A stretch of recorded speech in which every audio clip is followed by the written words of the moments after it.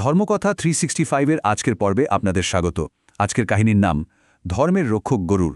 চারদিকে যখন নিকষ কালো অন্ধকার আর পরাজয়ের এক হিমশীতল ছায়া পুরো রণক্ষেত্রকে গ্রাস করেছে, ঠিক সেই চরম হতাশার মুহূর্তে কি অলৌকিক কিছু ঘটতে পারে? কোথা থেকে আসে সেই ঐশ্বরিক আলো? আজকের এই বিশ্লেষণে আমরা সেটাই দেখব। আগের পর্বে এক চরম নাটকীয় মুহূর্তের সাক্ষী হয়েছিলাম আমরা। ইন্দ্রজিতের সেই ভয়ঙ্কর আক্রমণ, যেখানে তিনি রাম আর লক্ষ্মণকে নাগ পাশে বন্দী করে ফেললেন, তা তো সবাইকে একেবারে স্তব্ধ করে দিয়েছিল। যারা এই মহাকাব্য নিয়মিত শোনেন তারা খুব ভালো করেই জানেন যে এই দুই ভাই কতটা অপরাজেয়। কিন্তু ইন্দ্রজিতের সেই অদৃশ্য আঘাত যেন যুদ্ধের পুরো হিসাবটাই এক লহমায় বদলে দিল। অজীয় বীরেরা কি সত্যি পরাজিত? এই একটা প্রশ্নই এখন রণক্ষেত্রে সবার মাথায় ঘুরপাক খাচ্ছে। ইন্দ্রজিৎ তার অদৃশ্য মায়া আর প্রাণঘাতী নাগাস্ত্র ব্যবহার করে রণক্ষেত্রে যে ভয়ঙ্কর বিপর্যয় ডেকে এনেছিলেন তা সত্যিই ছিল অকল্পনীয়। মানে এমন কোনো শত্রুর সাথে লড়াই করা কতটা কঠিন যাকে চোখের সামনে দেখাই যাচ্ছে না। এই অদৃশ্য মায়াকে সত্যিই এই মহাযুদ্ধের একটা অকাল সমাপ্তি ঘটাতে পারে। রাম ও লক্ষ্মণ, যারা ছিলেন সবার আশা আর ভরসার কেন্দ্রবিন্দু, তারা এখন মাটিতে সম্পূর্ণ নিথর হয়ে পড়ে আছেন। পরিস্থিতি এখন এতটাই ভয়ঙ্কর যে চারপাশ যেন এক গভীর দমবন্ধ করা অন্ধকারে ঢেকে গেছে। যখন সব আশা প্রায় শেষ, নিজেদের নেতাদের এই করুণ অবস্থা দেখে বানর সেনারা যখন সম্পূর্ণ দিশেহারা, তখন তাদের এই আকুল প্রার্থনাকে শুনবে। নিস্তব্ধ রণাঙ্গন ও বিষাদ। নিস্তব্ধ এক যুদ্ধক্ষেত্র। কিছুক্ষণ আগের সেই বিকট গর্জন, অস্ত্রের ঝনঝনানি, সেনাদের উন্মাদনা, সবকিছু যেন হঠাৎ একদম থেমে গেছে। চারদিকে শুধু এক ভয়াবহ ভয় আর গভীর নীরবতা। রাম ও লক্ষ্মণ মাটিতে শুয়ে আছেন, আর তাদের শরীর আষ্টেপৃষ্ঠে পেঁচিয়ে আছে জ্বলন্ত উজ্জ্বল সব সাপ। দৃশ্যটা ভাবলেই গায়ে কাঁটা দেয়। বানর সেনারা চারপাশ থেকে জড়ো হয়েছে, আর তাদের রাজা সুগ্রীব অত্যন্ত ভেঙে পড়া গলায় বলে উঠলেন, এমনটা কিভাবে হতে পারে? এই একটা কথাতেই পুরো বাহিনীর মানসিক অবস্থাটা একেবারে পরিষ্কার হয়ে যায়। সবচেয়ে বড় কথা, মহাবীর হনুমানও আজ স্তব্ধ, যিনি নিজে এক পাহাড় সমান শক্তির অধিকারী। সম্ভবত এই প্রথমবার তিনিও সম্পূর্ণ অসহায় বোধ করছেন। লঙ্কার উল্লাস ও শঙ্কা, পরাজয়ের ছায়া। চলুন এবার রণক্ষেত্রের অন্য প্রান্তের দিকে নজর দেয়া যাক। একপাশে যখন এমন ভয়ঙ্কর বিষাদ, তখন রাবণের শিবিরের দৃশ্যটা কিন্তু একদম আলাদা। আর সেটাই পরিস্থিতিকে আরও অনেক বেশি হতাশাজনক করে তোলে। রণক্ষেত্রের দুটি ভিন্ন চিত্র এখন অত্যন্ত স্পষ্ট। একদিকে বানর সেনা একেবারে নিস্তব্ধ, ক্রন্দনরত আর ভয়ে জমে থাকা, তারা ভাবছে সবকিছু শেষ। আর ঠিক উল্টো দিকে লঙ্কার বাহিনী উল্লসিত, তারা এক অসম্ভব জয় উদযাপন করছে। ইন্দ্রজিৎ সত্যি যেন একটা অসম্ভব কাজ করে দেখিয়েছেন। এই মুহূর্তে মনে হচ্ছে লঙ্কার জয় এখন কেবল সময়ের অপেক্ষা। ঐশ্বরিক শক্তির আবির্ভাব, এক আকস্মিক পরিবর্তন। ঠিক যখন সবকিছু শেষ বলে মনে হচ্ছে, ঠিক তখনই হঠাৎ করেই হাওয়ার গতিপথ বদলে গেল। আকাশ জুড়ে এক প্রবল ঐশ্বরিক শক্তি অনুভূত হতে লাগল।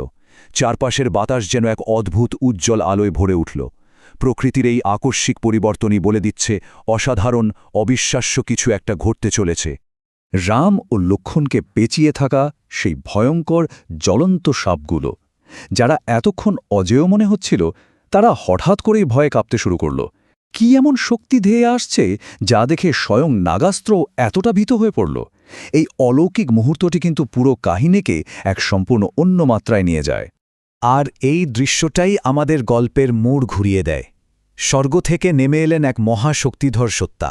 তিনি আর কেউ নন, স্বয়ং গরুর। তার ডানা যেন পুরো আকাশটাকে ঢেকে ফেলেছে, আর তার চোখ থেকে ঠিকরে বেরোচ্ছে এক অদ্ভুত পবিত্র ঐশ্বরিক শক্তি। এই মহান সত্তার অবতরণ যেন সেই গভীর অন্ধকারের মধ্যে এক বিশাল আলোর ঝলকানি। নাগপাশ থেকে মুক্তি, গরুরের মহাশক্তি। এই ঐশ্বরিক সত্তার কেবল উপস্থিতিটাই যথেষ্ট ছিল। গরুরের এই পবিত্র আর প্রবল শক্তির সামনে ইন্দ্রজিতের সেই ভয়ঙ্কর কালো জাদুর শক্তি মুহূর্তে মিলিয়ে যেতে শুরু করল। এখানে কিন্তু কোনো অস্ত্রে লড়াই হয়নি, কেবল অশুভ শক্তির সামনে এক প্রবল শুভ শক্তির প্রকাশ ঘটেছে। গরুরের আগমনের ঠিক পরেই রণচিত্র সম্পূর্ণ বদলে গেল। প্রথমে সেই ভয়ঙ্কর সাপগুলো ভয় পালিয়ে গেল। দ্বিতীয়ত, ইন্দ্রজিতের সেই শক্তিশালী নাগাস্ত্র একেবারে ভেঙে চুরমার হয়ে গেল।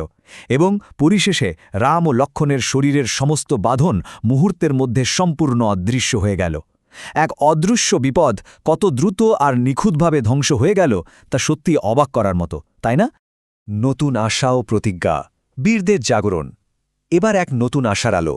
চরম সংকট আর মৃত্যুর মুখ থেকে ফিরে এসে শ্রীরাম ধীরে ধীরে তার চোখ খুললেন, আর তার পাশেই লক্ষ্মণ সেই ধুলোমাখা মাটি থেকে আস্তে আস্তে উঠে দাঁড়ালেন। এই দৃশ্যটি বানর সেনাদের জন্য ঠিক কতটা আবেগের ছিল তা আমরা সহজে অনুমান করতে পারি। গরুরের এই উদ্ধার কাজের প্রভাব ছিল আক্ষরিক অর্থেই জাদুকরী।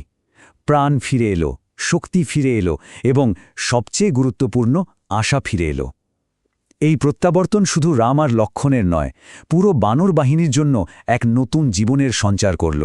তাদের মৃতপ্রায় আত্মবিশ্বাস যেন আবার নতুন করে জেগে উঠল।